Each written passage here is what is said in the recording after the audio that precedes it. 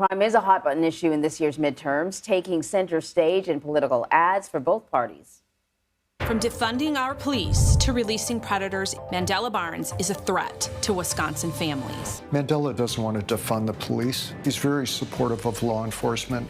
We all know Fetterman loves free stuff, but we can't let him free murderers. Dr. Oz doesn't know a thing about crime.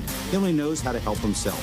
Stacey Abrams and left-wing politicians are demonizing the police. Abrams even joined the radicals calling to defund the police. Brian Kemp is lying about Stacey Abrams. Flat out lying about Stacey Abrams and the police. Don't believe it.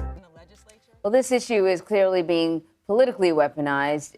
So let's bring in CBS News political correspondent Caitlin Huey-Burns and CBS News Minnesota anchor and reporter Esme Murphy to talk a little bit more about the way in which crime is being used. I don't know if I want to say weaponized when we're talking about crime, but let us talk about this topic.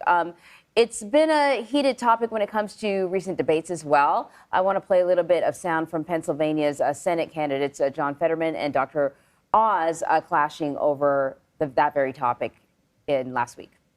I'm the only person on this stage right now that was successful about pushing back against gun violence. He argued that people should be let out of jail without any bail, no matter what they did to get in there.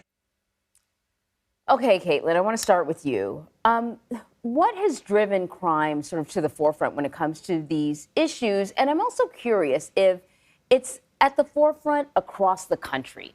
I know why they're talking about it in Pennsylvania. It's a hot button issue, particularly in Philadelphia.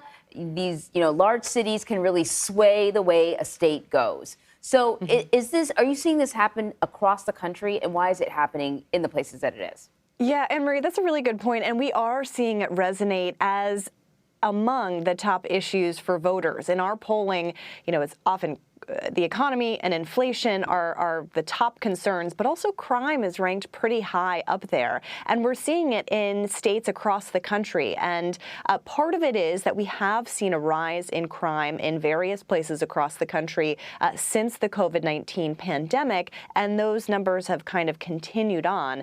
But we're also seeing Republicans very much focused on this issue. This is a key to their closing message in these campaigns. They kind of believe that the economy and inflation numbers are baked in. People don't feel good about the economy. They know that. But they're hoping that this issue of crime really moves particularly suburban voters. And you saw kind of that reflected in that ad there. But I can say, having traveled to these key battleground states, I was recently in Wisconsin, for example, both Republican voters and also Democratic voters that we talked to are concerned about crime and public safety. When I was in Wisconsin, for example, a Democratic voter told me that she had witnessed a carjacking right outside her place of work, and that was very concerning to her. So this is an issue that is top of mind for people heading into this midterm election, and that's why you're seeing Republicans focus on it specifically, but also Democrats having to respond. You've seen a lot of Democrats air ads featuring local law enforcement,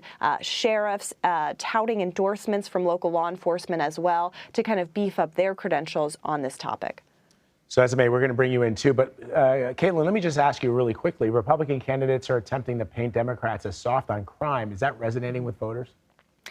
It is, according to our polling. When you look at Wisconsin, for example, more voters believed that incumbent Republican Ron Johnson was better equipped to handle crime than Lieutenant Governor Mandela Barnes, the Democrat who is challenging him. I had an opportunity to interview both candidates, and I asked Mandela Barnes, people in our poll say that they believe that you want to defund the police. Is that your position? He said, absolutely not. I don't want to defund the police. I want to give them the resources, but I also want to address the root issues of crime and the lack of opportunity for people, especially in these areas. So Democrats have certainly been on the defense on this issue, given the rhetoric around defund the police, but the attacks are also focused on support for ending cash bail and support for prison reform as well. I want to talk about Minneapolis because we have someone there. Officials say that crime has been reduced in the city since its Operation Endeavor public safety plan was implemented about a month ago. And the program uses data to better allocate resources to the areas that's needed. A month isn't a very long time, but it sounds like, the program is getting some positive reviews. Have you seen Democrats and Republicans, or how have you seen Democrats and Republicans address Operation Endeavor and crime in Minneapolis ahead of Election Day? Well, you have excellent timing for this segment because just last night, Operation Endeavor answered and released their crime figures for the past month, and they are down dramatically. We're talking about a 30% drop in carjacking, a 30% drop in gunshot wounds, a 30% drop in response to shots fired. Those are big numbers. They were announced last night. The problem is, I think they're coming too late. Hundreds of thousands of Minnesotans have already voted. And even if they haven't voted, the noise of these commercials hammering on Democrats allegedly supporting defund the police is echoing and reverberating everywhere here in the Twin Cities in Minnesota, and also in Wisconsin, which is obviously our neighboring state.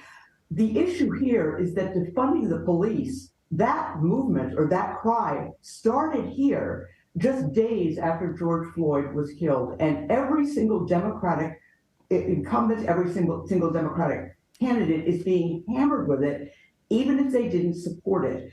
I do think a lot of them are trying to link the support for defunding the police to Congresswoman Ilhan Omar. She is somebody who actually did, in the days after George Floyd, did support defunding the police. She flat out called for it. In August, she almost lost a primary she won by just 2,000 votes.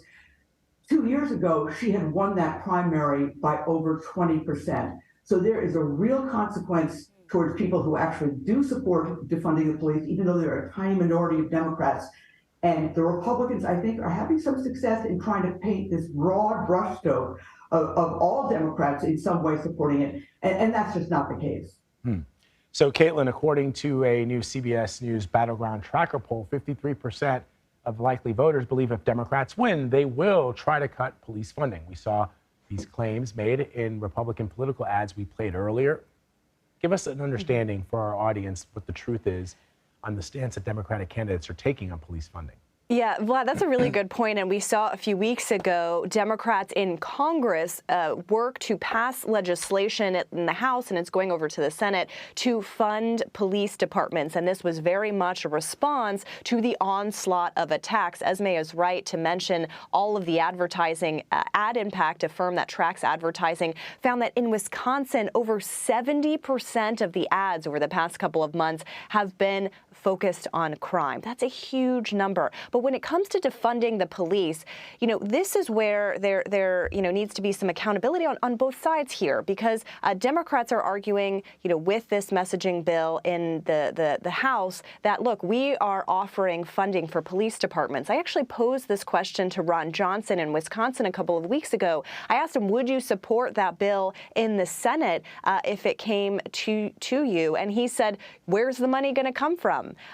This is essentially a local issue. So I said, is this really about police funding? And he said, it's actually really about kind of the messages that it sends to police officers and kind of demoralizing the department. So, this has morphed away from the issue of funding. And Ron Johnson essentially admitting that, the local municipalities are the ones that have control over those police budgets. They're really, using this as a message to kind of paint Democrats with a broad brush. But the messaging has also moved beyond that and towards other policy issues around cash bail, around reforming the justice system. And that's starting to see, that's where we're starting to see those specific attacks. Esme, how has the murder of George Floyd at the hands of police impacted the importance of a candidate's stance on crime to voters in Minnesota? It is everything. I mean, it has changed Minnesota. It's changed, I think, the Midwest. It really has polarized this community in so many ways. Obviously, the death, horrific. And then just days later, this announcement by the Minneapolis City Council to try and defund the police as a reaction to George Floyd's murder. The problem was the Minneapolis City Council, they were alone in advocating for that. And many of those council members who advocated for defunding the police lost. Yet Republicans were able to seize this, not only here in Minnesota, but nationally, capitalize on this slogan of defunding the police to turn it into something, weaponizing it against the Democrats. And I think they've been very successful in capitalizing that. If anything, the Minneapolis City Council the former Minneapolis City Council members should get a reward of sorts from Republicans, because that really has become a battle cry for Republicans, even though by far the majority of Democrats here in Minnesota and across the nation do not support defunding the police. They still are getting tarred and feathered with these commercials that say they are. And they're blatant lies. There's an ad running right now, says the governor of Minnesota, who's up for re-election, in an unexpectedly tight race. The ad claims that he supported defunding the police. That's just not true. He never supported that. So there's a lot of polarization, but George Floyd and the tragedy, the shadow of that tragedy has touched so many. And unfortunately, I think what it's done is it's added to polarization. And it's also added to false claims about who supports the police at a time when crime has been rising, and at a time when you have particularly certain crimes rising, like carjacking. Carjacking didn't used to be much of a crime here in Minnesota the way it is now. Carjacking now is somebody coming up to your car, stealing it, and using it for another crime. That really didn't used to happen 20 years ago. People would steal your car to steal your car. Now they're stealing cars to commit other crimes and to terrorize people. And I think Republicans have been able to really capitalize on that prime fear of many people that there's a lawlessness and that crime is out of control. Even though we're seeing, even just yesterday, as I said, some good numbers coming out of Minneapolis, I think it might be too late. Yeah.